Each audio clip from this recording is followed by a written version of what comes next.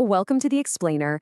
I am absolutely thrilled you're here today because we are going to be looking at something truly incredible. So, if you've been working with AI lately, you've probably noticed that flashy automations, the voice agents, the self generating slide decks, they look like absolute magic on the surface. But beneath all that magic, well, there are massive hidden systems at play.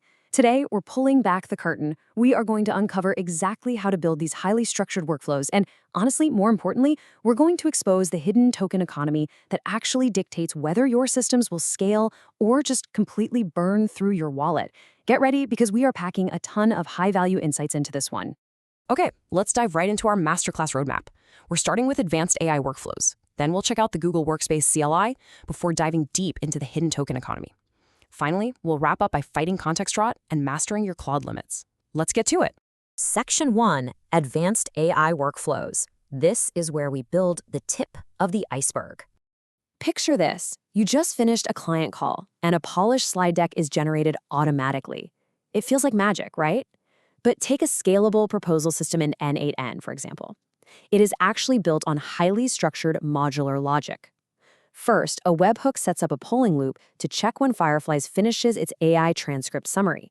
Then, and this is a crucial safeguard, before anything actually gets generated, we send a quick ping to Slack for human approval.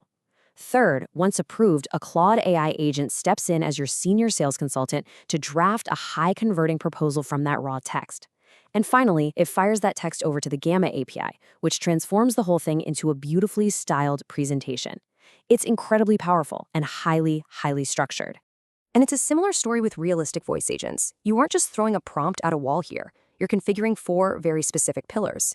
You've got the persona, which is your system prompt telling it exactly how to act. You've got the voice, like a high-quality professional clone. Then comes knowledge, your context data, maybe transcripts from a YouTube channel. And finally, tools. By handing the agent access to something like a cal.com API, it can seamlessly check availability and book meetings based on a live conversation. No manual clicks required. Moving right along to Section 2, the Google Workspace CLI, basically a developer's playground. So the old way of connecting AI to Google Docs via traditional API or MCP methods, it was a headache. It usually spits out messy, raw markdown text and demands a massive amount of token overhead. But contrast that with the new open-source Google Workspace command line interface. By giving your AI agent access to the CLI, it runs direct bash commands to talk to Google. What you get are beautifully formatted Google Docs and clean JSON-first structured responses. It literally eliminates the formatting nightmares of traditional API calls while saving a ton of context space. It's a total game changer for your AI's environment. Which brings us to Section 3, the hidden token economy, or what you're actually paying for. We've talked about the exciting stuff we can build, but let's get real about what it actually takes to run these tools, because understanding how a model like Claude processes tokens, it changes absolutely everything about how you build. So a token is the smallest unit of text an AI reads and charges you for. Think of it roughly as one word. But here is the massive catch. Every single time you send a new message, the AI has to reread the entire conversation from scratch. It reads message 1, its reply, your second message, its second reply, all the way down to your latest prompt. Just think about this visceral number for a second. 98.5%. A developer tracked a chat with over 100 messages and found that a staggering 98.5% of tokens in a standard workflow are entirely wasted just rereading old chat history. That is a massive amount of invisible overhead constantly draining your context. Because of that rereading process, your costs don't just add up linearly, they compound exponentially. Let's say message 1 costs you 500 tokens. No big deal, right? But by the time you hit message 30, the model is forced to reread every single prior message on that turn. That 30th message alone could cost you 15,500 tokens. That's a 31x increase. You aren't just paying for what you type, you are paying a compounding tax on your entire chat history over and over again.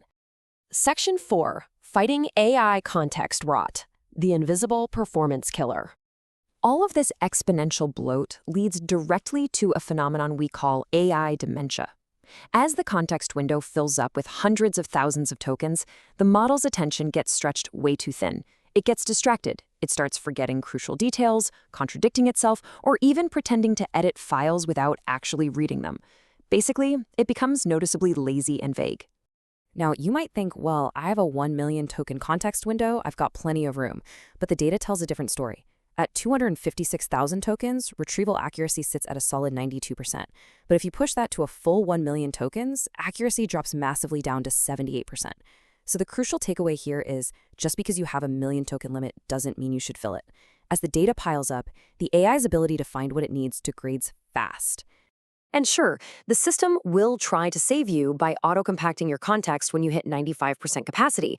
But honestly, it's exactly like frantically stuffing a suitcase 5 minutes before a flight. If you wait for the system to auto-compact at 95%, it's doing so at the absolute peak of its AI dementia. It panics and throws away 80% of the critical detail. You're definitely forgetting your charger and your toothbrush. Section 5. Mastering your Claude limits. Let's crack open the Token Hacker's playbook. So how do we actually fix this?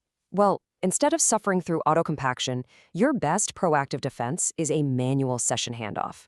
When you hit about 60% of your context window, let's say around 120,000 tokens, you just stop. You ask the model for a comprehensive summary of everything done so far and exactly what needs to happen next. Then, you clear the session completely, paste that summary into a fresh chat, and keep going. You reset the context perfectly without losing an ounce of momentum, and you stop paying that compounding token tax. All right, let's hit a rapid-fire list of Tier 1 hacks to save your context. First up, always use plan mode before execution.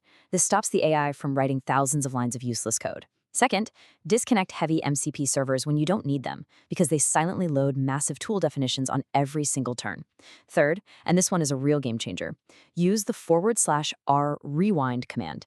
When the AI makes a mistake, do not just reply, "That didn't work, try this." That permanently pollutes your history. Just rewind, edit your prompt, and overwrite the mistake. Finally, batch your instructions into single prompts instead of sending 3 separate messages, which literally triples your compounding cost. You also really need to strip out formatting noise. If you are uploading raw HTML, PDFs, or docx files, you're wasting massive space on layout and metadata the model doesn't even care about.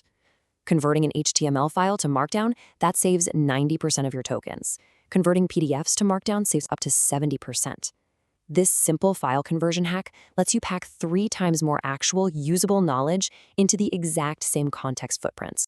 Next, take a hard look at how you manage your system constitution, like your claude.md file. This file gets read on every single turn, automatically, so if it's bloated, you are paying for that bloat forever. Keeping it under 200 lines, which is roughly 2,000 tokens, ensures it stays a lean index. Only stores stable architectural decisions in there. Use it to point to other specific files rather than pasting massive blocks of text inside it. Treat it like a map, not an anchor. Finally, you can unlock incredible efficiency by using subagents. Now, agent workflows can get expensive since each subagent wakes up with a fresh context. But used right, they are a massive cost saver. You can spin up a cheap, blazing fast haiku subagent to chew through a massive codebase or handle heavy one-off research. It reads everything, then returns just a concise, summarized insight back to your main, expensive Opus session. Basically, you're saving your premium tokens for the actual architecture and offloading the heavy reading to the intern. I want to leave you with a final provocative thought. As AI capabilities keep expanding, our default reaction is often just to upgrade our limits or buy more tokens to brute force a solution. But as we've seen today, that just leads to compounding costs and massive context rot. The real leverage? That lies entirely in mastering your context hygiene. So are you building smarter, or are you just buying more tokens? Mastering the hidden token economy is absolutely the ultimate skill for scaling your AI. Thank you so much for hanging out with me on this explainer, and I seriously cannot wait to see how you build smarter from here on out.